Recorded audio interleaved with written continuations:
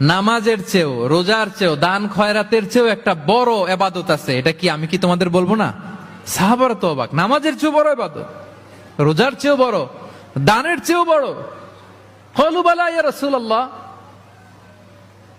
সাহাবারা বললেন অবশ্যই হে নবী, হ্যাঁ আপনি বলেন সেটা কি? বিষ্ণু সাল্লাল্লাহু আলাইহি ওয়াসাল্লাম বললেন ইসলাহু যাতিল বাইন, বিবাদমান দুই গ্রুপকে মাঝখান দিয়ে যে মিলিয়ে দেয়া।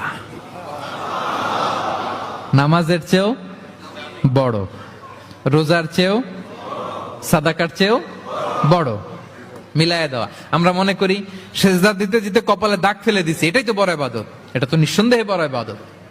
আমরা মনে করি হজ করতে করতে শেষ করে ফেলতেছি, এটাই বড় ইবাদত।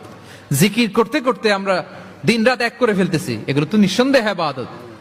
কিন্তু দুই ভাই বিবাদমান দুই গ্রুপের মধ্যে আপনি যদি মিলিয়ে দেন, এগুলো নফল রোজা, নফল দান, নফল সালাতের চেয়েও বেশি সওয়াবের কাজ। পড়েন সুবহানাল্লাহ।